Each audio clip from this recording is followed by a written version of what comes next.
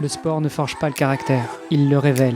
C'est cette conviction, ce mantra qui m'anime depuis des décennies, sur les terrains d'entraînement comme dans la vie. Et c'est aussi ce qui donne vie à ce podcast. Aller à la rencontre de celles et ceux qui, par leur parcours, leurs astuces et leur état d'esprit, nous montrent comment devenir triathlète, comment progresser et enfin comment performer en triathlon. Que nos invités soient des passionnés du dimanche, des amateurs éclairés ou des pros aguerris, chacun apporte sa pierre à l'édifice.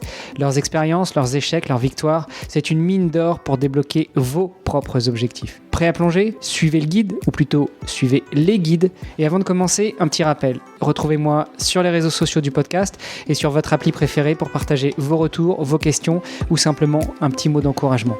Tout est aussi sur devenirtriathlète.com. Les ressources de l'épisode, les bios des invités et bien plus pour booster votre pratique. Bonne écoute et surtout, bon entraînement.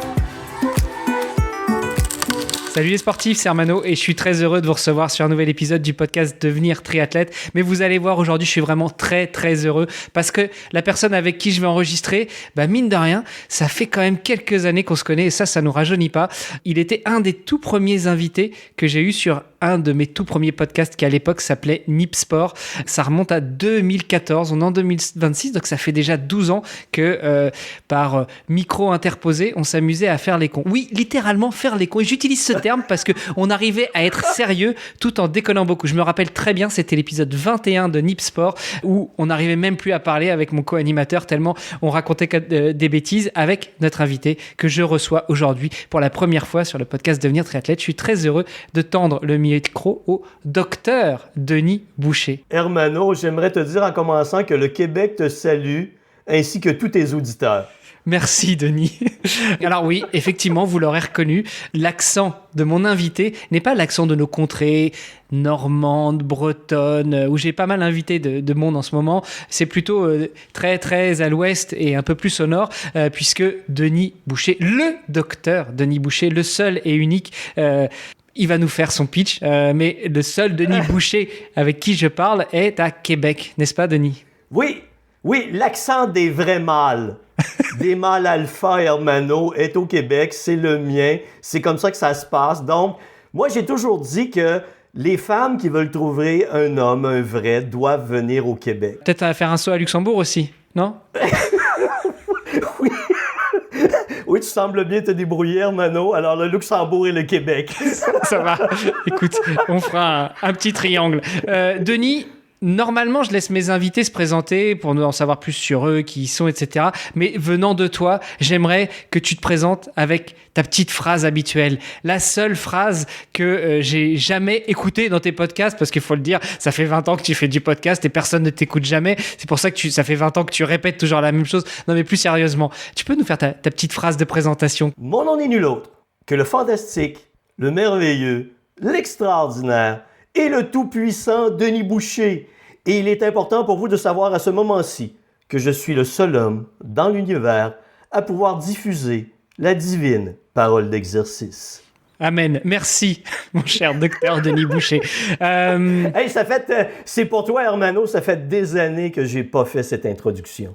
Écoute, je la valide systématiquement et je te remercie d'avoir bien voulu la répéter pour nous, pour les auditeurs et pour moi. Plus sérieusement, Denis, avant qu'on rentre dans le vif du sujet, comme tu le sais, n'est jamais défini sur le podcast Devenir triathlète, on ouvre un peu des portes et on digresse et malgré tout, on élabore sur des sujets autour du sport et en particulier de la santé et du sport. Mais avant tout ça, je te propose de te présenter. Donc dis-nous tout, qui est le grand, le seul et l'unique docteur Denis Boucher ? Et écoute, je suis un homme formé en physiologie de l'exercice. J'ai complété un doctorat au Québec en médecine expérimentale en 1999. J'ai fait mes études à ma base au baccalauréat au Québec. Là, je connais pas de votre côté là, comment ça fonctionne, mais au baccalauréat, moi j'ai étudié en sciences de l'activité physique. Je suis allé faire ma maîtrise ensuite et mon doctorat. J'étais basé ce qu'on appelait l'hôpital Laval, anciennement à Québec, c'est devenu l'Institut universitaire de cardiologie et de pneumologie de Québec. J'étais basé au laboratoire de physiologie de l'effort, donc j'ai fait mes études là, des analyses de métabolisme au repos et à l'effort.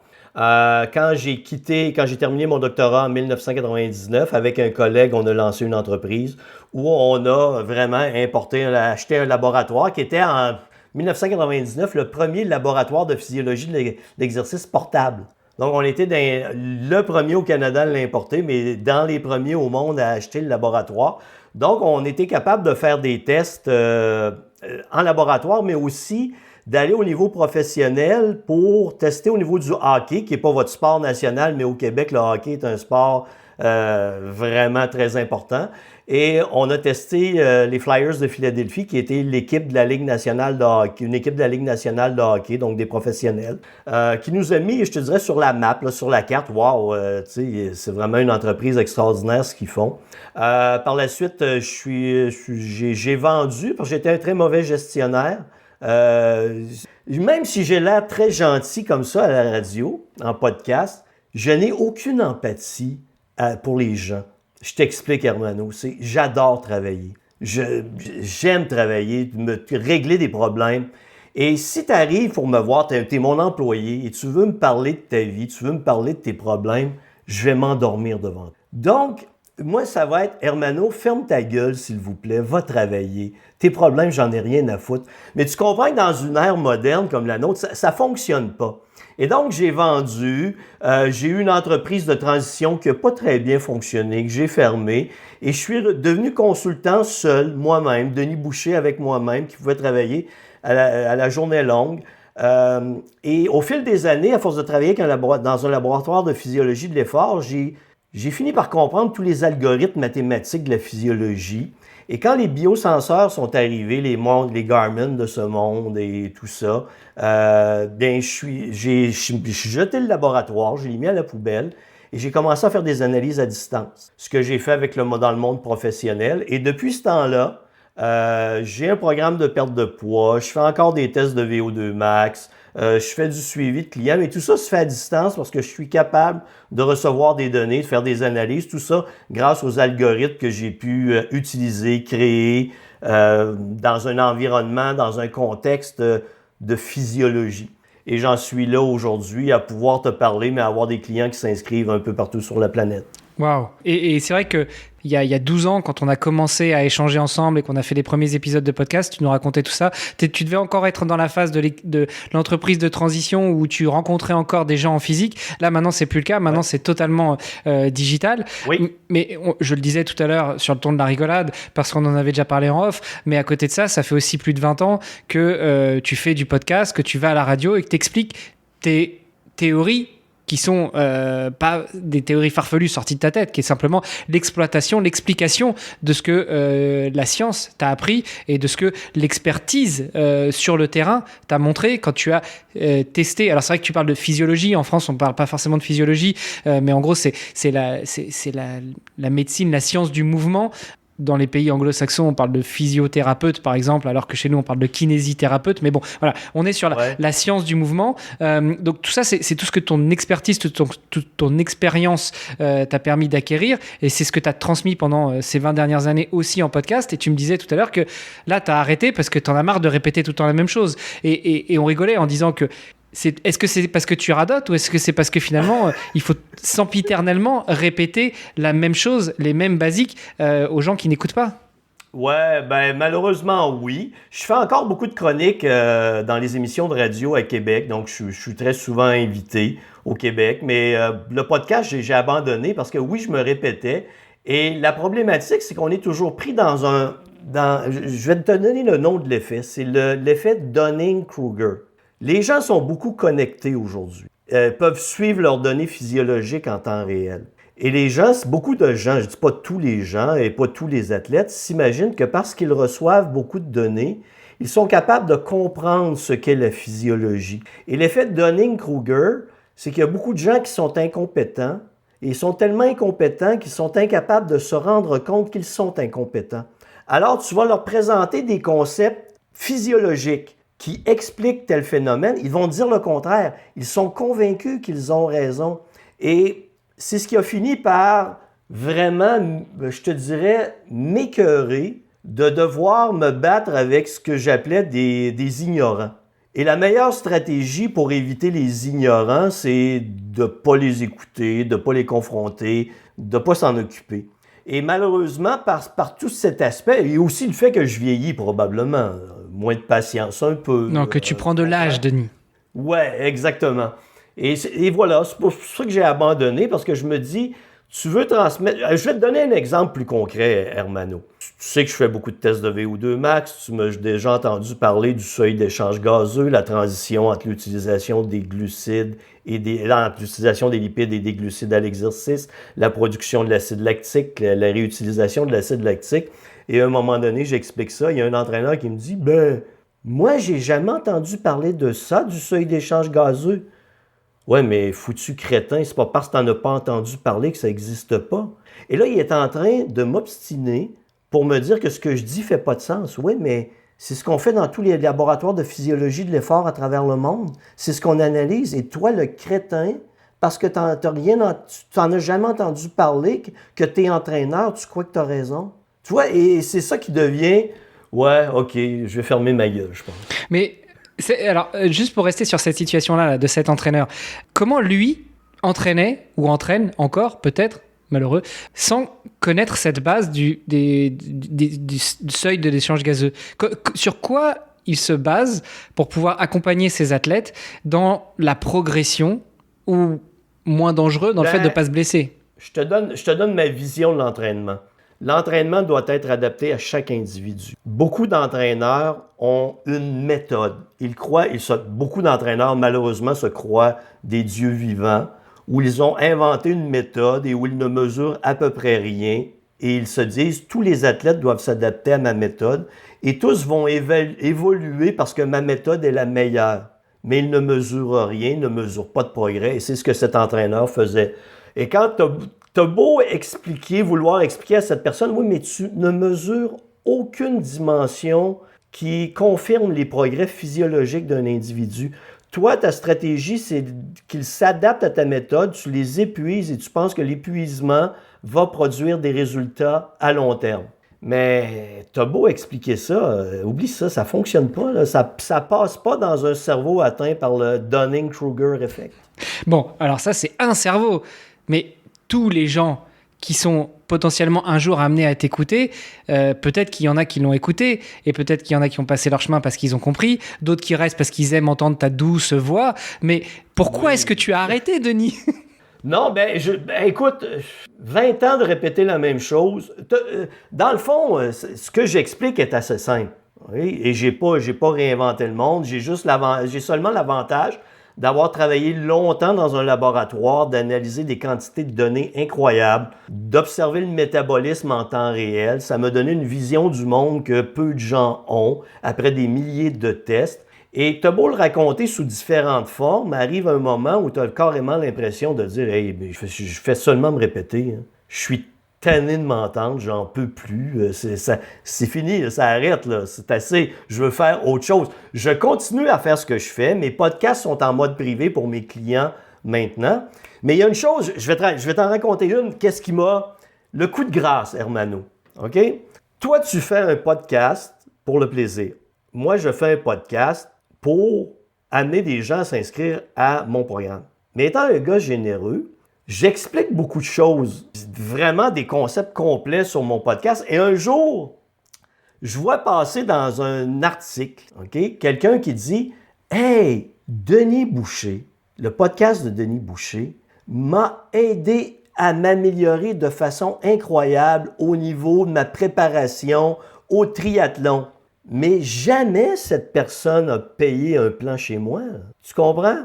Merci, Denis Boucher, mais je ne dépenserai pas une scène pour toi. Mais moi, je gagne ma vie en vendant des services. Alors, je me suis dit, hey, non, là, wow, mon Denis, tu te calmes le pompon, ils vont tous manger de la merde. Hein? T'arrêtes ça là, t'es pas pour leur donner tout gratuitement. Puis eux autres, ouais, Denis est extraordinaire, mais pas question que je paie un plan chez lui. Donc, il y a cet aspect cheapos. Je sais pas si ça se comprend bien en français. Ça se comprend. Ouais. OK? Et cheapos de beaucoup de gens que j'ai dit, non, si vous voulez maintenant connaître la stratégie, payez-la, parce que c'est comme ça que je gagne ma vie. Ouais. Je vais arrêter de vous donner beaucoup trop d'informations. Bon, Tu voudras bien faire un petit effort pour nous, juste 1 heure ou 2 aujourd'hui, pour diffuser la sainte parole d'exercice. Hermano, pour toi, je fais faire n'importe quoi. Oh, merci Denis. Bah viens, t'aurais dû venir à Luxembourg si t'étais prêt à faire n'importe quoi. Bon, plus sérieusement, c'est vrai que tout ce que tu as répété toutes ces dernières années tourne autour de l'analyse physiologique de l'humain, l'analyse du mouvement, comment ça marche, comment l'humain se met en mouvement, qu'est-ce que ça génère, de quoi on a besoin pour pouvoir se mettre en mouvement, sous-entendu de l'énergie qui tombe pas comme ça du ciel. Est-ce que très rapidement, tu peux essayer de nous récapituler un petit peu tout ça rapidement, parce que tu as écrit aussi beaucoup de livres, on pourrait aller lire tous tes livres, j'en ai lu quelques-uns et je te remercie de les avoir écrits et de les avoir partagés. Mais rapidement, est-ce que tu peux réexpliquer tout ça pour celles et ceux qui n'auraient pas encore compris, qui sont arrivés sur le podcast ici ou qui nous écoutent depuis longtemps et qui n'auraient pas compris comment ça fonctionne? Et puis, peut-être en mettant aussi l'accent sur la fin ou pas, on verra où ça va nous emmener, mais sur ce fameux courir lentement pour courir plus vite et plus longtemps. Et plus longtemps. Hermano, je vais te raconter une histoire scientifique passionnante. Si tu t'endors, tu me le dis. Je passe à l'essentiel. Partons de la base, Hermano. Tu sais qu'il y a un soleil dans le ciel qui, à travers la lumière, envoie de l'énergie. Cette énergie n'est pas tangible. Tu ne peux pas la toucher, tu ne peux pas la prendre dans tes mains.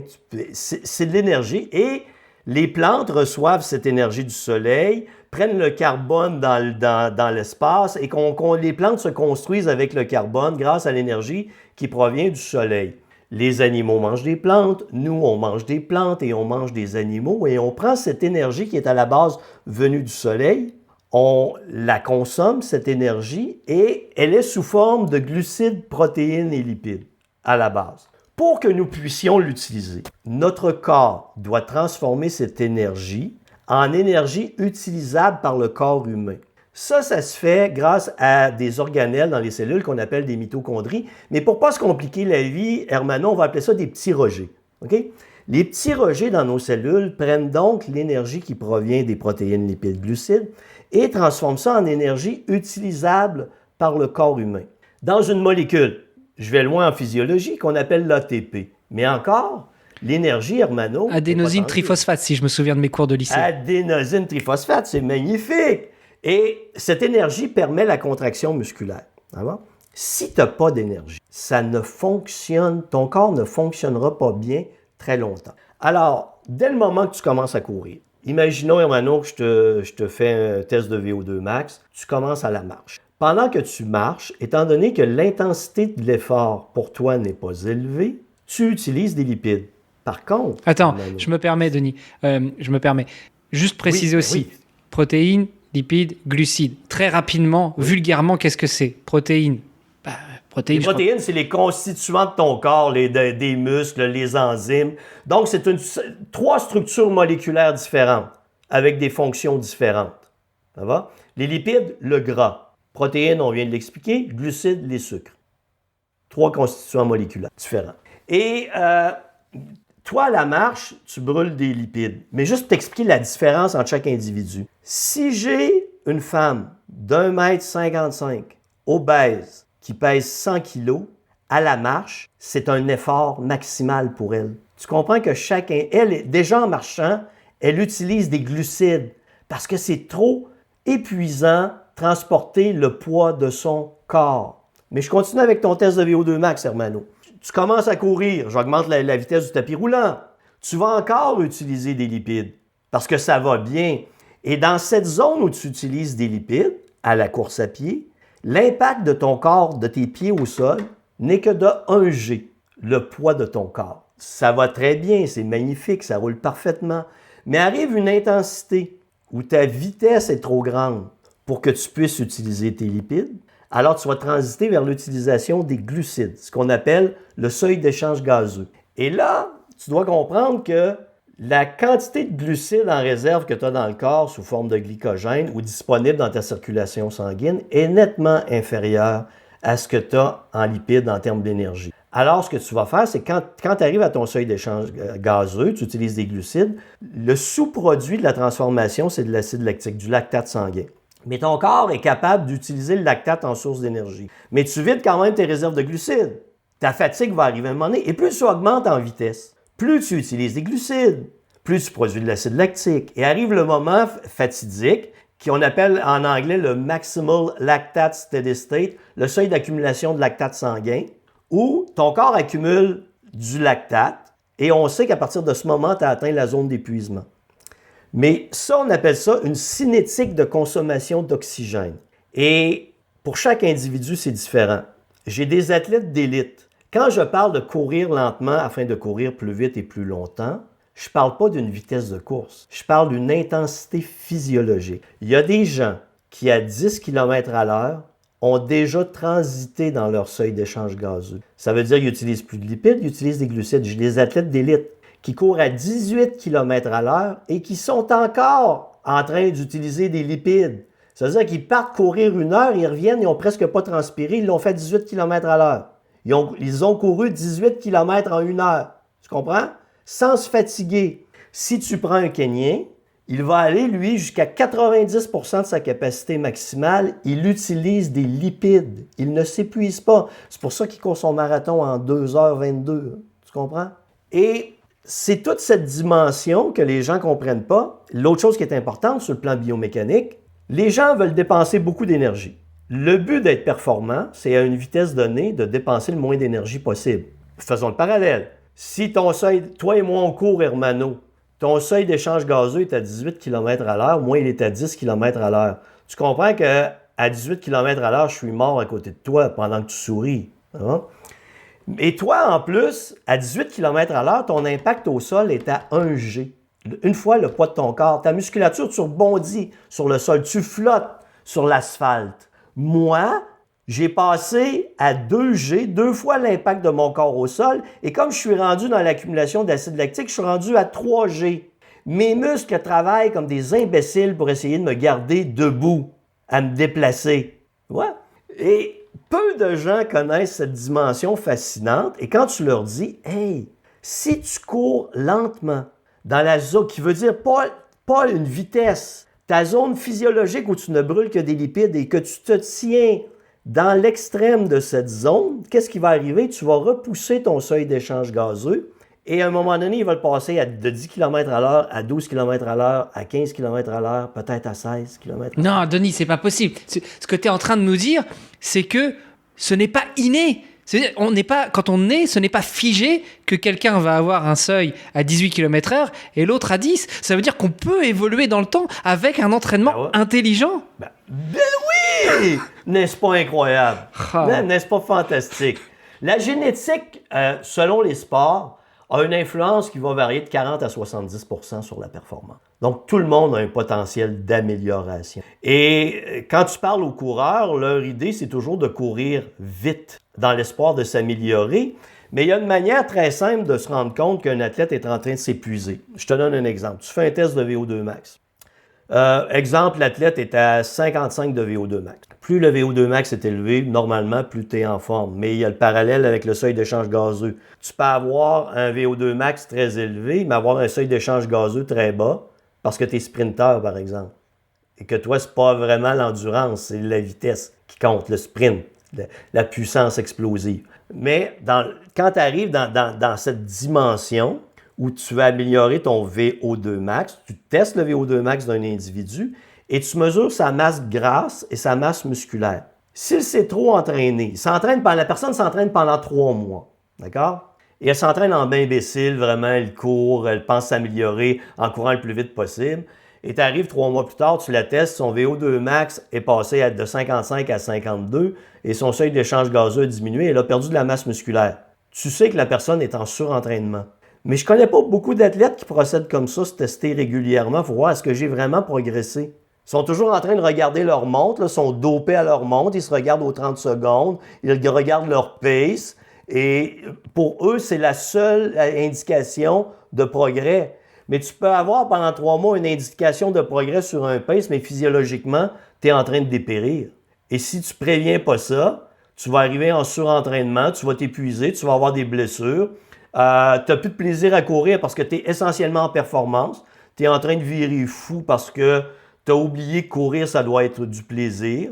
Tu es obsédé par tes données puis tu mesures rien.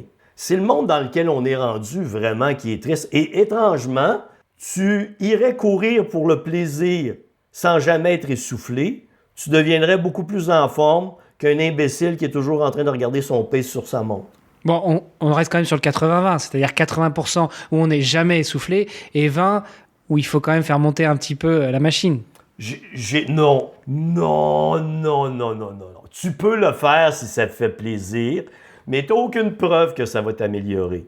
Moi, j'ai entraîné, tous les gens que j'ai entraînés pour des ultramarathons, des triathlons, des choses du genre, ils sont toujours restés dans le seuil d'échange gazeux, en bas du seuil d'échange gazeux, en endurance, ce que vous appelez endurance fondamentale.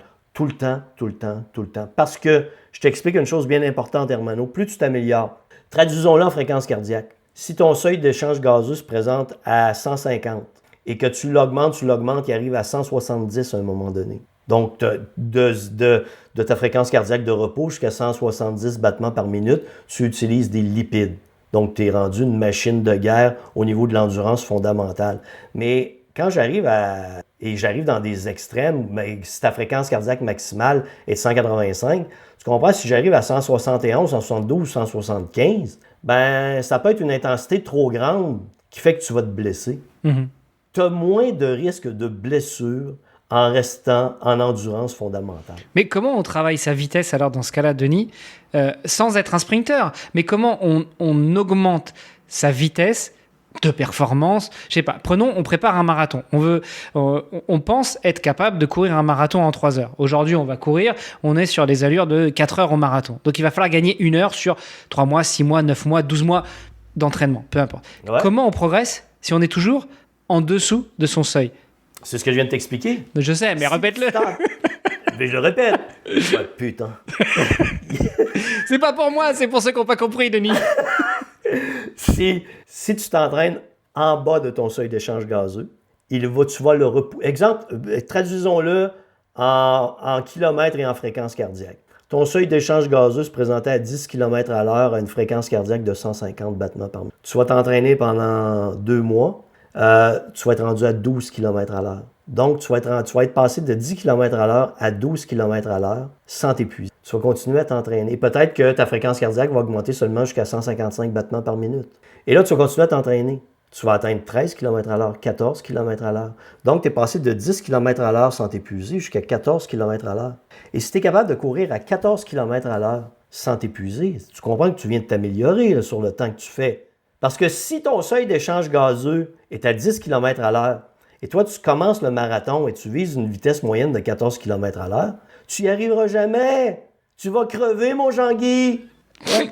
Ce que tu veux, c'est courir le plus vite et le plus longtemps possible en utilisant des lipides, pas en vidant tes réserves énergétiques. Et c'est pour ça que dans les entraînements que je fais avec mes clients, si tu veux courir un marathon, tu sais que tes 10 premiers kilomètres à l'heure, tu vas être à telle vitesse, de 10 à 15 à telle vitesse, de 15 à 20 et ainsi de suite. Puis les 5 derniers kilomètres à l'heure, pendant que les autres sont en train de mourir la langue à terre, toi, tu pourras accélérer.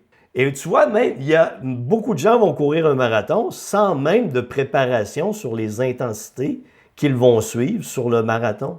Et je vais aller plus loin, Mano. OK, c'est quoi ton parcours pour le 42 km? C'est quoi le nombre de dénivelés? Les dénivelés que tu vas rencontrer, le pourcentage, on va calculer la vitesse parce que tu vas ralentir dans les dénivelés. Tu n'essaieras pas en crétin chronique d'essayer de courir plus vite parce que ça monte. Non! Tu vas ralentir pour rester dans ton seuil, en deçà de ton seuil d'échange gazeux, pour continuer à brûler des lipides tout le temps. Et sur les 10 derniers kilomètres, parce que tu vas péter le feu, comme le disait l'entraîneur de Rocky, tu vas bouffer le tonnerre et tu vas chier des éclairs. Tu vas être capable de te propulser. Tu vois, et t'en as pas beaucoup de gens qui travaillent stratégiquement comme ça. C'est triste, mais ça devrait être comme ça pour tout le monde. On devrait enseigner ça à tout le monde. La vitesse à laquelle tu cours, au départ, n'a pas d'importance. La seule chose qui compte, obtiens des mesures sur ta physiologie, répète les mesures dans le temps, observe tes progrès et travaille en fonction de ça. Et tu n'as jamais besoin de t'épuiser, tu n'as jamais besoin d'être fatigué, tu tu as besoin d'être intelligent. Je te remercie, Denis, pour cette précision, mais voilà, c'était pour remettre en perspective et pour bien comprendre. Effectivement, si on court toujours en deçà de son seuil d'échange gazeux, plus on va s'entraîner intelligemment et plus ce seuil va évoluer. Donc forcément, plus on va courir vite. Donc pas besoin d'intégrer du fractionné, pas besoin d'intégrer de l'intensif. Si à J0, on court à 10 km/h en étant en deçà de son seuil et que à J plus 3 mois, on est à 14 km/h, à chaque fois qu'on va aller courir, en 1 heure, on courra plus longtemps et plus vite. Exactement. La question de base à tout ça, qui est quand même la base de ta méthode, de ta stratégie, c'est comment on mesure ce foutu seuil d'échange gazeux? Un test de VO2 max où tu vas courir sur un tapis roulant et je vais t'épuiser en l'espace de 12 minutes. Donc, j'augmente l'intensité progressivement. Dans mon livre, Courir lentement afin de courir plus vite et plus longtemps, il y a les différents protocoles de tests de VO2 max qui sont là. C'est ceux que j'utilise et c'est là que tu es capable de les identifier. Donc, ça peut se faire à distance sur un tapis roulant. Quand tu es un coureur qui débute, que tu tombes sur le podcast Devenir triathlète où j'invite Denis Boucher et que tu entends ça, comment au-delà de prendre un rendez-vous avec un médecin physiologiste, c'est pas pour l'aspect ne pas dépenser, ne pas rendre à ceux qui transmettent, mais comment est-ce que tu peux faire un premier pas? Parce que on l'a, je pense, tous fait un jour quand on est coureur. La première chose qu'on fait, on a des baskets, on a un short, un t-shirt, on sort et on va courir 3 semaines d'affilée à essayer de courir le 10 km, le parcours autour de chez soi le plus vite et le faire chaque jour le plus vite possible. On a tous fait, je pense, cette erreur-là avant de t'écouter au moins une fois, mon cher Denis. Mais quand on n'a pas accès à un médecin physiologiste, quand on n'a pas accès à un test d'effort, quand on n'a pas accès à un tapis, quel est le meilleur moyen de se dire je vais peut-être me fixer sur ça et comment je le mesure? Si tu n'as pas de moyen d'obtenir des mesures, commence par marcher. Marche la distance. Si tu commences par 5 km, une distance de 5 km, ton but n'est pas de la courir le plus vite, c'est la distance le plus vite possible. Ton but, c'est de la marcher, te familiariser avec, permettre à ta biomécanique de s'adapter sur cette distance. Puis, après 3 semaines, ce que tu fais, tu commences à courir. Tu fais des petits intervalles de 3-4 minutes. Quand tu commences à être essoufflé, tu reviens à la marche. Et là, ce que tu vas permettre, c'est l'adaptation physiologique. Et quand tu permets l'adaptation physiologique, tu vas te rendre compte qu'après 1 mois et demi, tu es capable de courir la distance. Et déjà là, je sais qu'il y a des gens, « Oh mon Dieu, ça va prendre 1 mois et demi avant que je puisse courir 5 km. » Ah! Mais oui, c'est ça. C'est ça un corps humain, c'est pas de la mécanique automobile, mon Jean-Guy. C'est vraiment de l'adaptation physiologique. Et plus tu permets à ton corps de s'adapter et de récupérer, parce que vous devez savoir que votre corps ne se transforme pas et ne s'adapte pas pendant l'entraînement. L'entraînement est la stimulation qui dit à ton corps qu'il doit s'adapter et il s'adapte pendant que tu es au repos. Alors, si tu es assez imbécile pour dire « Hey, je vais aller courir, je vais aller courir 5 km 7 jours par semaine », bonne chance. Bonne chance. Je sais pas. Vraiment, c'est pas d'intelligence. Tu comprends? Adaptation, progression. Mais les gens aujourd'hui, c'est la gratification immédiate. Je veux des résultats instantanés. Je suis pas prêt à y investir du temps, y investir de l'intelligence, y investir de la stratégie, y investir de l'analyse. Les gens veulent courir vite. C'est ça leur maladie mentale aujourd'hui. C'est triste.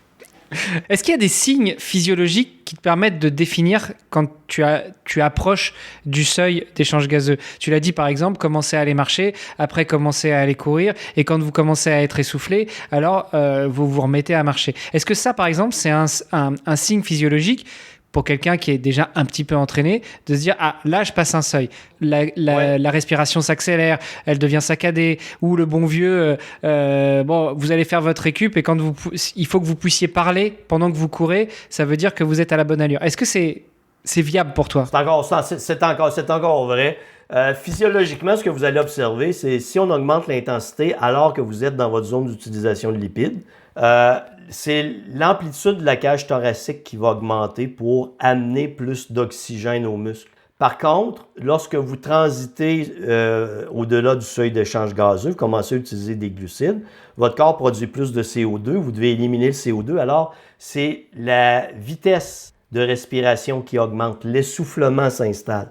Et alors, c'est là que vous devez ralentir pour vraiment revenir à une respiration qui est plus facile, où il n'y a pas d'essoufflement. Donc finalement, on n'a pas besoin de biosenseurs, de montres connectées pour pouvoir aller faire ses premiers runs et pour pouvoir commencer à s'entraîner. Non, mais écoute, j'en vois pas l'utilité, vraiment. C'est vraiment une obsession aujourd'hui. Hein. Les gens ont un tas de données qu'ils ne savent même pas interpréter. C'est vraiment triste. Je me souviens que pendant un épisode qu'on a fait, tu nous disais, et ça c'était sur le podcast de Nakan, notez tout ce que vous faites, parce que si vous ne notez pas, vous n'avez pas de recul et vous ne savez pas voir comment vous progressez ou pas, comment vous évoluez. Mais si tu n'as pas d'appareil pour mesurer, comment est-ce que tu peux faire ? Tu fais un tour de 10 km et puis tu sais toujours plus ou moins ce que ça fait, tu as juste une montre pour te dire comment tu vois ta progression, ton évolution. Avez-vous eu l'émission Colombo, vous? Ouais. Ouais, vous connaissez Colombo? Bon, moi, je suis le Colombo de l'analyse. D'accord? Une performance, c'est un contexte. Ta qualité de sommeil. Est-ce que la nuit d'avant, là, on est quelle date? On est le 15, le 14. As-tu bien dormi? T'es-tu réveillé toute la nuit? Pendant la nuit, tu as eu des problèmes. As-tu consommé toutes les calories dont tu avais besoin? Si tu as dépensé 2500 calories dans ta journée, si tu avais besoin de 2500 calories, tu n'en as consommé que 2000, ben, tu es en carence de 500 calories. Tu comprends? Quel était ton niveau de fatigue? As-tu essayé en orgueilleux démesuré de te dire non, moi, mon corps, il va m'écouter, l'enfant de chienne, quoi, hein? Et il va en manger une tabernacle. Non, c'est pas comme ça qu'il faut que tu fonctionnes. C'est un travail d'enquête où tu vas noter toutes les variables qui vont influencer ta performance. Le sommeil, le stress. Tu as travaillé 12 heures dans ta journée alors que tu en travailles 8 heures, ça a une influence sur ta performance. Tu dois être capable. Et les gens, quand ils vont courir, quelle performance désastreuse!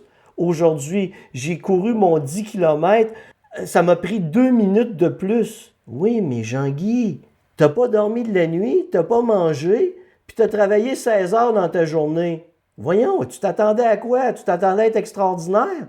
Non, c'est une réaction normale de ton corps. Donc, arrête d'être con, t'as fait ton analyse, tu comprends pourquoi cette performance est arrivée, alors corrige. Ça, c'est un ensemble de mesures très simples, Hermano, que les gens ne notent pas parce que leur seule mesure, c'est la vitesse à laquelle ils courent. Et s'ils ne courent pas à la vitesse qu'ils souhaitent, ils sont déçus. Mais quand tu fais un travail d'enquête à la Colombo et que tu es capable de revenir dans le temps et de voir 2 semaines en arrière ce qui peut expliquer ta condition aujourd'hui, tu me parlais d'allergènes, Hermano, tout à l'heure, avant qu'on commence l'interview, bien, tu dois savoir que tes poumons acheminent l'oxygène à tes muscles et éliminent le CO2. Si tes poumons ont une capacité réduite d'échange gazeux, donc l'absorption d'oxygène et l'élimination de CO2, si les allergènes réduisent cette capacité, tu vas être beaucoup moins performant. Tu auras beau t'obstiner avec ton corps, le traiter de tous les noms possibles, il n'est pas capable de te donner, en fonction de la condition actuelle, la performance que tu veux. Il faut que tu apprennes à vivre avec. C'est bien ça le problème, Denis. On n'apprend pas à vivre avec. Tu l'as dit tout à l'heure. On est dans la société de l'immédiateté et on veut tout de suite. On veut tout de suite courir un marathon, on veveut tout de suite faire un Ironman, on veut tout de suite aller à Hawaï pour se qualifier pour les championnats du monde. Mais il faut se laisser le temps. Il faut que le corps l'assimile et ça se fait pas du jour au lendemain. Il y en a qui y arrivent, mais peut-être qu'ils ont déjà une condition exceptionnelle par ailleurs. Mais sur ton podcast, Hermano, c'est qui le triathlète qui a pris 7 ans pour partir de zéro et aller jusqu'au triathlon? Oui, Benjamin Proulx. Bon, 7 ans, c'est intelligent. Tu vois, une progression intelligente. Pas je vais courir, je vais aller devenir triathlète demain matin. Là. Non, une progression intelligente. Et parce que tout ce qui mérite d'être réussi dans la vie nécessite du temps. Et si ta meilleure idée dans la vie, c'est de toujours faire les choses le plus vite possible en cherchant les raccourcis qui te semblent les plus efficaces, tu vas toujours échouer. Ça prend de l'intelligence d'être un athlète aujourd'hui. Mais les gens, ce qu'ils veulent, c'est la gratification immédiate, les résultats immédiats. Et ils sont toujours en situation de déception. Bon, on a posé les bases. On a compris comment il faut envisager l'entraînement. Maintenant, on a été faire notre petit test, on a repris ton livre où on s'est attaché les services d'un médecin physiologiste et on a fait un premier test de VO2 max. Peut-être déjà rapidement, la VO2 max, qu'est-ce que c'est? Et VO2 versus VMA? Ouais, c'est presque similaire. Là. Moi, c'est que j'utilise beaucoup VO2 max, qui est la capacité de consommation d'oxygène à l'effort maximal. Donc, plus il est élevé, plus vous êtes en forme. Il est malheureusement chez les coureurs médiocres d'aujourd'hui très bas. J'ai des gens qui marchent qui ont un VO2 max aussi élevé que des gens qui courent. Juste simplement pour te dire que l'entraînement d'aujourd'hui est mauvais. Nous, on dit pourri. Je ne sais pas si pourri. Oui, ça marche aussi en France, t'inquiète. C'est pourri chez vous aussi, hein? C'est ça. Donc, c'est triste. C'est vraiment triste de voir ça parce qu'il n'y a pas de mesure. Donc, plus tu es en forme, un marathonien d'élite, tu vas avoir ça aux alentours de 75-80 à peu près. Tu as des très bons coureurs à 70 de VO2 max. C'est ça. Mais les coureurs moyens sont entre 50 et 55. C'est correct. Mais ça, j'avais ça quand j'ai commencé il y a 20 ans. Là. Savais-tu que c'est des gens qui marchaient, là, qui faisaient presque pas d'exercice? Parce qu'ils étaient minces. Plus tu es grossouillet ou dodu, donc plus tu traînes de massinette, et cette massinette-là te coûte de l'énergie. Et donc, tu es moins en forme. Parce que ton VO2 max, c'est ta consommation d'oxygène divisée par ton poids en kilogramme. Donc, c'est en millilitres d'oxygène par kilogramme de poids à chaque minute. Et si tu as 10 kilos de trop, ben c'est 10 kilos que tu enlèves sur ta consommation d'oxygène en termes d'effet. Et la VMA, puisque c'est souvent des termes qui ressortent, VO2, VMA, c'est la vitesse maximum aérobie. VMA, c'est la vitesse maximale aérobie. Donc, tu cours à l'extrême, mais je ne sais pas comment sont faits les tests. Parce que un test doit être, pour moi, progressif, un test de VO2 max. C'est que je te pars de la marche et je te fais progresser dans une courbe jusqu'à ton effort maximal, ton VO2 max, qui va être ta vitesse maximale aérobie. Mais je te donne un exemple. Si ta vitesse maximale, si ton VO2 max arrive à 15 km à l'heure, tu peux courir plus vite que 15 km à l'heure. Tu peux partir, sprinter, puis dire j'atteins 18 km à l'heure. Tu vas me dire c'est ma vitesse maximale aérobie. Ouais, mais j'en ai rien à foutre parce que ça ne se traduit pas sur de l'endurance. Tu viens de me le traduire sur un effort de 2 minutes. Donc, il faut vraiment mettre les choses dans leur contexte. Alors, c'est pour ça que beaucoup de coureurs qui me disent, moi, ma VMA est à 19 km à l'heure. Ben, ça ressemble à, écoute, va chier, mange la marde. Ça veut rien dire, mon ami. Là. Tu sais quoi ton protocole que tu as fait? Est-ce que c'était un protocole progressif? Et est-ce que tu as identifié tes zones? Ça veut absolument rien dire. Usain Bolt, il a une des meilleures VMA du monde, hein. Mais c'est un sprinter. Tu le mets sur un marathon, il n'aura pas forcément la même VMA. Ah, ben, c'est fini. Est-ce que je sais pas si ça vous intéresse, vu que tu parles de Usain Bolt. Tu sais qu'il a brisé tous les standards de physiologie. Hein. Et parce que c'est un petit garçon de 6 pieds 5 pouces, 1m90, 1m95 peut-être. Ouais. Et lui, ses jambes, il avait de très longues jambes. Normalement, c'est les petits culs d'1m70 dans notre genre hermano, là, qui étaient capables de mouliner, c'est-à-dire bouger les jambes très vite. Mais Usain Bolt, lui, était capable de mouliner à cette vitesse-là, mais encore plus vite, c'est-à-dire la vitesse de ses jambes. Et dans les calculs, c'est le gars qui passait le plus de temps dans les airs. Ils ont calculé le temps où il volait, ne touchait pas au sol. Il était tellement extraordinaire qu'en bout de ligne, c'est lui qui était le plus longtemps dans les airs. Je me souviens plus du chiffre, là, mais j'avais trouvé ça, wow, incroyable. Donc, on a posé la base. On a notre VO2 max, on a notre VMA, on est encadré par... on a ces éléments-là. Comment est-ce qu'on construit notre entraînement? Parce que tout à l'heure, on rigolait, on se disait 80-20, 80 d'endurance, 20 d'intensité. Et finalement, tu me dis non, c'est de la merde, ça sert à rien. Si tu cours toujours en dessous de ton seuil. Ok, tu as ton seuil. Comment tu construis ton entraînement? Tu cours toujours pareil, toujours la même distance, mais du coup, de plus en plus vite puisque tu décales ton seuil, ou tu varies les parcours, les plaisirs. Comment tu t'entraînes? Comment tu construis un entraînement, mon Denis? Et puis, tu peux pas transposer la VO2 max de course à pied en vélo et en natation. Donc, comment tu construis un petit peu tout ça? Tu me parles de qui, Hermano? Tu me parles du petit gros qui commence, la personne qui a 2 ans d'expérience, tu me parles de l'athlète d'élite, tu me parles de qui? Parce que tu vois que tout va être très différent. L'analyse de base va demeurer la même, sauf que l'analyse des données va nous donner un profil physiologique qui devra être cadré en fonction des objectifs et déterminer ce qui doit être amélioré. Je vais te donner un exemple. Je teste un spécialiste du 1000 mètres, VO2 max de 85. Il utilise 100% de sa capacité pulmonaire. Toi et moi, les petits cons ordinaires, hein, on utilise 60% de notre capacité pulmonaire au max. Mais lui, c'est un athlète d'élite incroyable, un jeune, une bête. Il utilise 100% de sa capacité pulmonaire, c'est-à-dire qu'à partir de ce moment, tu as beau l'entraîner plus, il ne s'améliorera pas au niveau de sa capacité physiologique parce qu'il entre déjà 100% d'oxygène. Il ne peut pas aller plus, tu comprends? Alors là, il faut y aller sur des détails. La biomécanique, le sommeil, la nutrition, la dépense énergétique, l'impact au sol, la position du corps dans l'espace. On est rendu à des micro-détails. Lui, on est à des micro-détails. Et tout dépend du profil de l'individu, où il en est dans le temps, c'est ce qu'on va déterminer, où il en est dans sa capacité et son objectif. Mais donne-moi un portrait d'un individu. Bon, écoute, allez, on va prendre un portrait d'un auditeur ou d'une auditrice du podcast. Ça fait déjà 2-3 ans qu'ils nous écoutent. Ils ont déjà fait 4-5 petits triathlons, des triathlons distance olympique, on va dire. Et ils voudraient progresser, aller sur des triathlons plus longs. Donc, gagner en endurance, s'épuiser moins, pouvoir passer d'un sport à un autre. Donc, ils courent déjà 2-3 fois par semaine et ils nagent 1 ou 2 fois par semaine.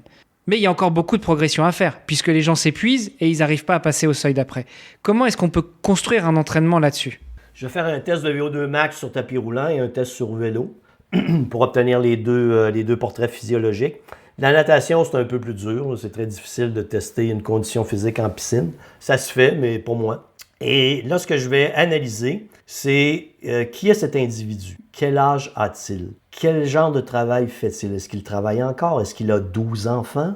Est-ce qu'il a un travail stressant? Combien de temps réaliste peut-il mettre à l'effort, à l'exercice par semaine? Tu comprends? Parce que beaucoup de crétins s'imaginent que « Hey, je travaille 12 heures par jour. » Exemple, je suis avocat, je travaille 12 heures par jour. Je me réveille la nuit pour répondre à mes textos. J'ai 12 enfants. Et là, je vais aller m'entraîner plus et encore plus. Mais c'est parce que, écoute Alphonse, ça là, c'est que tu as juste une quantité d'énergie globale. Là. Et là, toi, tu es en train de me dire que tu vas ajouter du stress. Le stress physiologique et le stress mental, Hermano, c'est la même chose. Oui? C'est une demande énergétique. Et toi, tu te dis, par rapport à tout ce que tu fais, tu veux m'ajouter une demande énergétique. Non, non, Alphonse, écoute, tu es capable de t'entraîner 4 heures par semaine.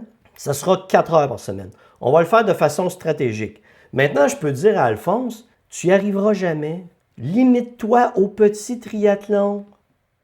Oui, mais moi, Denis, je suis extraordinaire. Moi, je suis capable. Non, tu n'es pas capable. Là, tu te comportes en idiot. On va arrêter ça là. Tu peux seulement t'entraîner 4 heures par semaine. On a une projection d'amélioration de 10%. Tu n'arriveras pas sur le gros triathlon. Ça, c'est un. Admettons qu'il n'y a pas 12 enfants. Il ne travaille pas. Il a du temps pour s'entraîner. Et là, je dis, bien OK, alors on va commencer. On va se visiter. Tu t'entraînais 5 heures par semaine. On va, au fil des prochains mois, augmenter progressivement l'intensité de l'effort, le volume d'entraînement, mais on va se garder une intensité très basse, en deçà du seuil d'échange gazeux. Et dans 2 mois, ou dans 2 mois, 10 semaines ou 12 semaines, on va faire une autre mesure pour voir ta progression. Parce que moi, j'estime qu'en fonction des tests que j'ai faits, je prévois dans 10 semaines une amélioration de 12% de ton seuil d'échange gazeux et de ton VO2 max. Alors, 10 semaines plus tard, on fait un autre test. OK, parfait. On a, d'après moi, selon ce que je vois, on pourrait augmenter à 8 heures d'entraînement par semaine. On augmente à 8 heures. Voici comment on répartit. Et on voit la progression. Plus tard, on augmente à 10 heures par semaine. Je commence à avoir une régression. Oups, ton corps n'est pas capable encore de s'adapter à 10 heures d'entraînement par semaine. On va ralentir pendant un certain temps.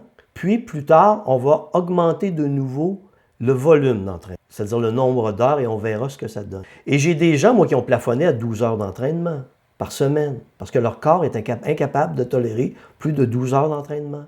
Donc, il y a toute cette fonction, cette observation de génétique, d'analyse à la Colombo, de tout ce qui se passe chez un individu, parce que les gens ne réalisent pas qu'ils ont des limites. Moi, je suis capable d'épuiser n'importe quel athlète d'élite sur la planète. J'ai épuisé du monde toute ma vie. Moi, c'est comme ça que j'ai tout appris dans la vie. Je les ai épuisés. Et tout le monde va s'épuiser un jour. Et malheureusement, les gens y arrivent parce qu'ils ne sont pas assez intelligents. Ils ne sont pas capables de se rendre compte qu'ils ont atteint une limite. Et quand tu te bats contre une limite, au lieu de travailler à l'intérieur de cette limite plus intelligemment, qu'est-ce que tu fais? Ta condition dégrade, tu te blesses, tu deviens psychologiquement et émotionnellement affecté. Et ce qui devait te rendre heureux est en train de te détruire physiquement et mentalement. C'est comme ça que je regarde le portrait global. Mais il n'y a pas de gens qui font ça. Tout le monde s'imagine, j'ai pas de limite, je vais devenir extraordinaire. Ils ont vu l'athlète d'élite qui court à une vitesse incroyable sans s'épuiser, puis ils pensent qu'ils vont devenir lui. Non, mais c'est son travail à temps plein. Puis il est encadré, il y a tout ça, il y a des nutritionnistes, il y a des physiologistes avec lui, il y a des physiothérapeutes, il y a un petit bobo, le médecin s'en occupe, c'est un professionnel. J'adore, Denis. Ça fait 20 ans que tu le répètes, mais j'adore. Non, mais c'est bien la preuve que tout ça, c'est tout un système. Quand on fait du sport, il n'y a pas que le paramètre je vais courir, ou je vais nager, ou je vais faire du vélo pour les triathlètes. Il y a tout ce qu'il y a autour. Le boulot, la famille, les déplacements pour aller au travail, les courses, les enfants, etc., etc. Et tu l'as dit, il y a le sommeil, il y a la récupération, il y a l'alimentation. Juste un petit crochet d'ailleurs là-dessus. Il y en a beaucoup, notamment sur la course à pied, qui s'y mettent pour maigrir. Non, faites pas ça. Marchez, mes petits gros. Tous les petits gros et les dodus qui nous écoutent, les petits gros, les petites grosses et les dodus, marchez. Allez pas vous épuiser à courir. Votre corps n'est pas adapté à la course. Perdez du poids. Et marcher 5 km ou courir 5 km, c'est la même dépense énergétique. Les gens ne le réalisent pas. Hein? Je sais qu'il y en a, ça va tilter dans leur cerveau. Hein? Il y en a qui vont m'appeler pour m'insulter. « Oh mon Dieu, c'est pas vrai! » Non, 5 km, mon Alphonse, c'est une charge de travail.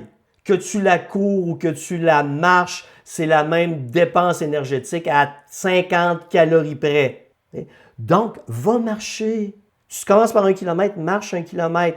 Et en plus, tu vas brûler du gras. Si tu es trop con et tu commences par courir, tu vas vider tes réserves de glucides, tu vas arriver chez vous épuisé, tu vas vouloir manger les murs parce que tu es affamé, tandis que là, ton corps ne subira pas de stress. Il va dire, mon Jean-Guy, que t'es faim. Là, je peux aller puiser dans tes réserves de dodus, de lipides, et envoyer ça en production d'énergie, et donc tu vas maigrir. Tout le monde pense que le corps change parce qu'on le bat ou on l'épuise. C'est pas vrai. Tu dois le placer dans des conditions idéales au niveau métabolique, et là, il va répondre. Mais ça, ces conneries-là, ça remonte à loin. Là. Moi, quand j'ai commencé mes études, dans les années 80 en physiologie, on nous parlait d'affaires qui remontaient aux années 60. Des conneries de haute intensité et tout ça. J'ai rien contre ça, là, mais pas tout le temps. Tu t'entraînes pas tout le temps à haute intensité. Et c'est encore ça aujourd'hui. Moi, je suis rendu en 2026 avec des concepts physiologiques incroyables qui ont évolué. Et les entraîneurs médiocres parlent encore de ces vieux concepts. Non, mais c'est triste. Tu comprends pourquoi je veux me pendre et que je veux plus en faire de podcast? Non. Non, mais tu disais tout à l'heure qu'il y en a beaucoup qui pensent qu'en s'épuisant ou en mangeant moins, on va maigrir. Il y a aussi ça. Alors, il y a le sportif qui doit apporter suffisamment d'énergie à son corps pour que son corps puisse produire de l'énergie. Mais si on n'en apporte pas assez, si on se prive ou si on mange moins, ça a tout l'effet inverse. C'est-à-dire qu'on rajoute du stress sur son métabolisme et donc ça engendre encore plus de dépenses énergétiques et ça a l'effet inverse à celui qui est escompté, on est d'accord? Oui, parce que le moyen de survie, c'est de stocker du gras. Donc, tu as des gens qui se mettent à la diète et qui s'entraînent plus, qui n'arrivent pas à maigrir. C'est normal. Voyons, Charlotte, tu es en train de t'épuiser à l'entraînement, puis tu manges presque pas. Tu as besoin de 1500 calories par jour, tu en bouffes 800. Bravo. Denis, je suis épuisé. On dirait que je vais perdre connaissance. Ouais, mais mange plus. Ouais, mais je veux maigrir. Non, mais ferme ta gueule. Mange plus. Mange plus, entraîne-toi moins. Et c'est ce qui surprend mes gens dans mon programme Maigrir intelligemment. C'est, Denis, j'ai passé 20 ans à m'entraîner en imbécile, à m'épuiser, à pas manger. Et là, je mange plus, je m'entraîne moins, et je maigris. Je sais que c'est paradoxal. Pour les gens, c'est paradoxal parce que les croyances populaires ont tourné alentour de l'épuisement, de la privation de nourriture.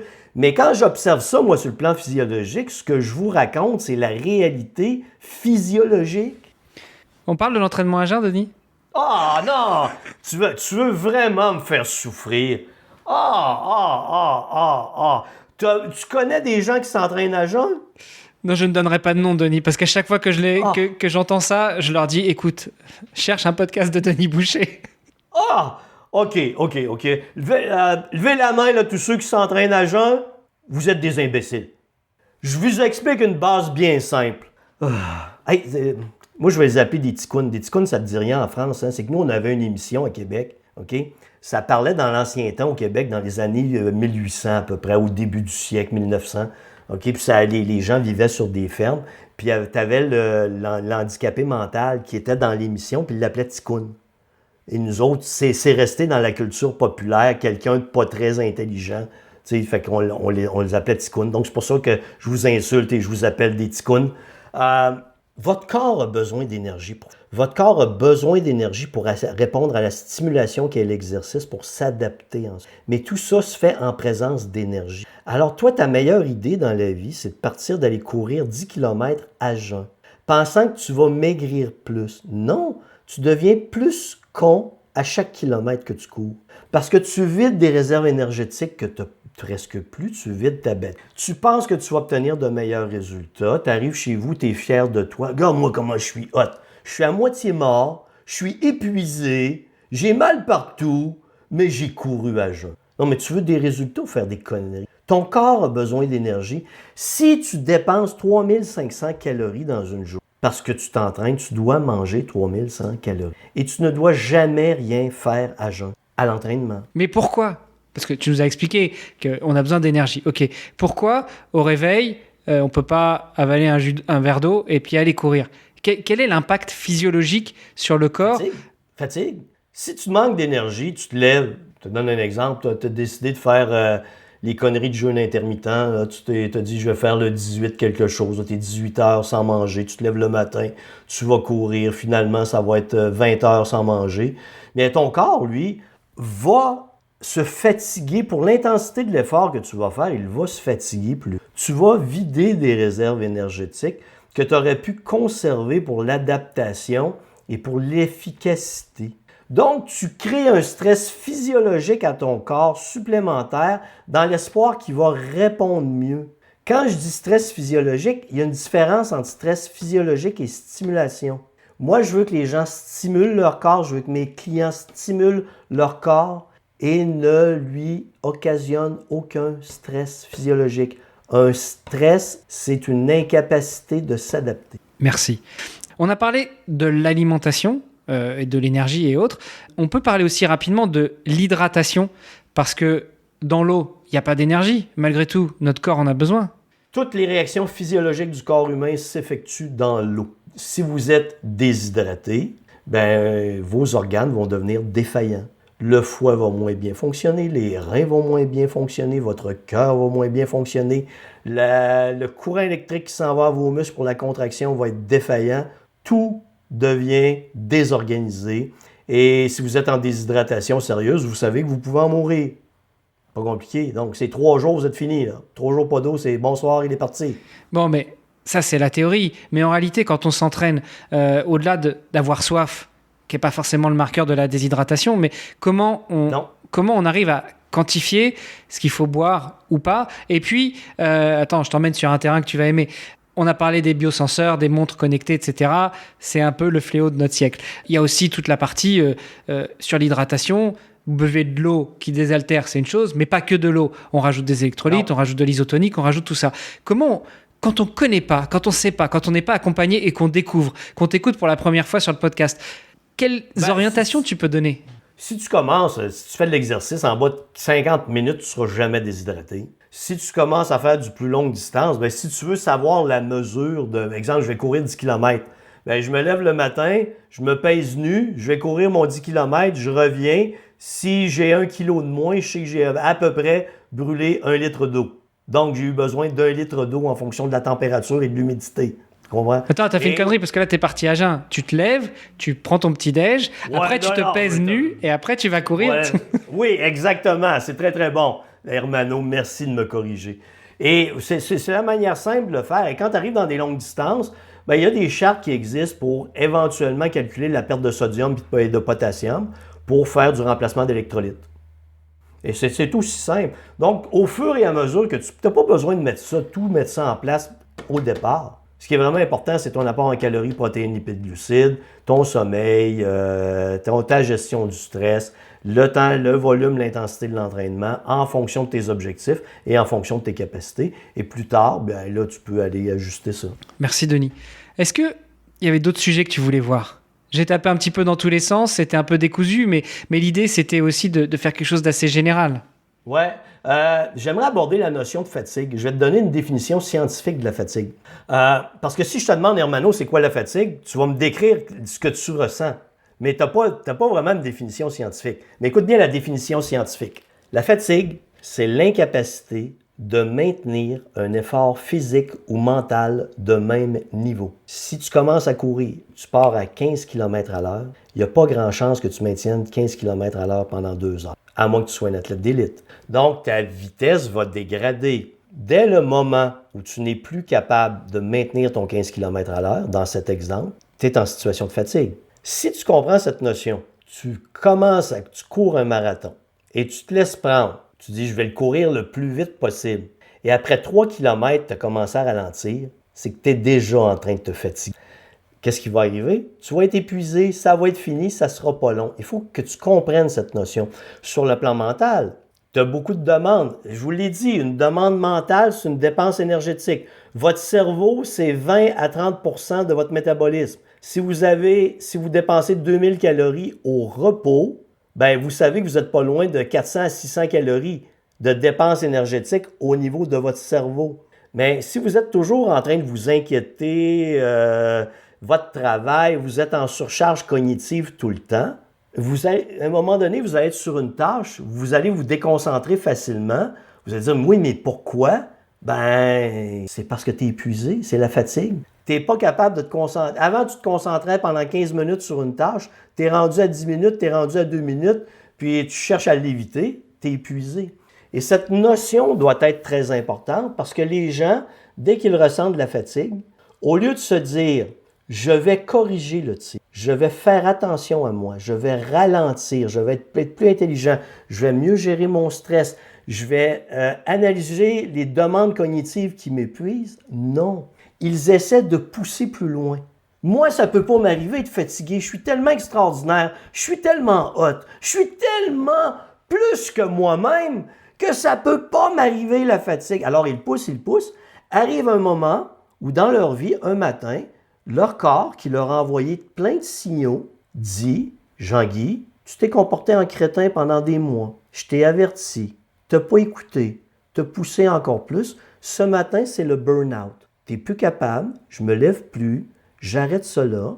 Et quand tu recommenceras à être intelligent, on va récupérer. » Et j'ai beaucoup de gens dans ces conditions qui me disent, quand ils viennent me voir, là, mais Denis, quand vais-je pouvoir revenir à ce que je faisais avant, comme j'étais avant? J'ai dit, la réponse est magnifique, ça n'arrivera jamais. Parce que tu viens de t'épuiser. Ta meilleure idée dans la vie, c'est de retourner à ce que tu faisais avant qui t'a amené à être épuisé. Dès que tu vas vouloir revenir à ça, ton corps, lui, il va t'arrêter. Ça va être fini. Tu ne seras plus capable. C'est la même chose dans le sport, c'est la même chose dans le travail. C'est un reflet du burn-out, c'est un reflet de la fatigue chronique. Tout ça, c'est le même principe. Mais comme on est dans un monde de performance, où on croit qu'on doit toujours en faire plus et plus, on n'arrive jamais à comprendre qu'on a une limite et qu'on doit, dans toutes les conditions, respecter cette limite. Parole du prophète. Je Je suis poétique quand même. Ah, c'est beau. C'est magnifique. C'est magnifique. Denis, il y a une question que je pose toujours à mes invités, et même si tu n'es pas triathlète, ou alors je n'étais pas au courant, je vais te la poser quand même. Je termine toujours le podcast en demandant ton meilleur conseil pour devenir triathlète. Si ça te rend heureux, continue. Si tu t'inquiètes, tu t'épuises, fais autre chose. Merci. Où est-ce qu'on te retrouve? Où est-ce qu'on te suit? Où est-ce qu'on s'attache tes services si on veut aller plus loin? Ben, vous pouvez aller sur denisboucher.com pour mes services de base. Mais mon projet de retraite, je t'en avais pas parlé, Hermano, c'est que j'ai lancé ma maison d'édition. Et vous pouvez me retrouver sur denisboucherauteur.com où je publie de la fiction. Vous allez voir des vidéos, des courts podcasts, des histoires courtes. Donc, je me suis lancé là-dedans parce que mon premier livre, je l'ai écrit à 24 ans. Et je me suis dit il y a quelques années, hey, je vais me relancer dans le domaine. Il me semble. Tu sais ce qu'on devrait faire? J'aimerais bien faire gagner 2 livres de Denis Boucher. Un sur l'entraînement, le sacro-saint courir plus lentement pour courir plus vite et plus longtemps. Et puis peut-être un de tes bouquins de fiction. Si tu es d'accord, on en parlera en off. On proposera à nos... Absolument. Je ferai tirer un de ma série Inspecteur paranormal où tout se passe au Québec. Donc, toutes les aventures de mon inspecteur paranormal se passent au Québec. Et le 7e tome, Sorcière, va sortir en juin. Donc, je pourrais faire parvenir Sorcière à ce moment-là. Faisons ça. S'il y a des auditrices et des auditeurs qui sont intéressés et qui veulent découvrir le docteur Denis Boucher autrement, faites-nous un petit signe et puis on mettra un petit tirage au sort. Et puis... Puis en terminant, Hermano, tous ceux qui m'ont détesté, écrivez-moi pas pour m'insulter, je vous lirai pas. Mais vous pouvez m'écrire moi, ça va me faire rire. J'ose espérer que l'audience qui nous écoute et qui écoute le podcast Devenir triathlète depuis plus de 6 ans comprend justement ce dont on a parlé aujourd'hui et ne fait pas toutes ces erreurs dont on a parlé. Anyway, Denis, c'était encore un vrai plaisir d'échanger avec toi, comme toujours. Plaisir partagé. On a commencé à échanger sur Nipsport, on a continué sur Place au Sport, on a encore continué sur le podcast de Nakan, on a échangé aussi avec Bertrand Soulier dans Kilomètre 42. On en a fait des podcasts ensemble, mon Denis. Que de bons souvenirs. C'était que des bons moments. Je te remercie encore. Continue. Et puis, pour ceux qui n'ont pas forcément regardé sur YouTube la vidéo ou qui ne l'auront pas forcément compris, Monsieur Denis Boucher a quand même 62 ans et il a une patate. Ça fait 12 ans qu'on se connaît. J'ai pas l'impression que tu vieillis, Denis. Merci, Hermano. Tu mens très bien. Non. Bon, écoute, je te souhaite une très bonne continuation et puis on se tient au courant pour de prochains épisodes. S'il y a des auditrices et des auditeurs qui ont des sujets qu'ils veulent approfondir, n'hésitez pas à nous le dire et on se fera un plaisir de faire des petits compléments. Magnifique. Je vais être là. Merci, Denis. Ciao. Merci tout le monde. Bye. C'était Devenir triathlète. Merci d'avoir écouté cet épisode jusqu'au bout. Alors si ça vous a plu, vous pouvez nous suivre sur nos réseaux sociaux, Instagram, LinkedIn et Facebook. On se rejoint maintenant sur devenirtriathlète.com. Vous allez retrouver l'ensemble des épisodes, mais aussi des outils, des ressources et des conseils gratuits pour débuter, progresser ou performer en triathlon. Si vous avez une idée d'invité, n'hésitez pas à nous envoyer un petit message. Alors, n'hésitez pas, on se retrouve tout de suite sur devenirtriathlète.com. Salut les sportifs!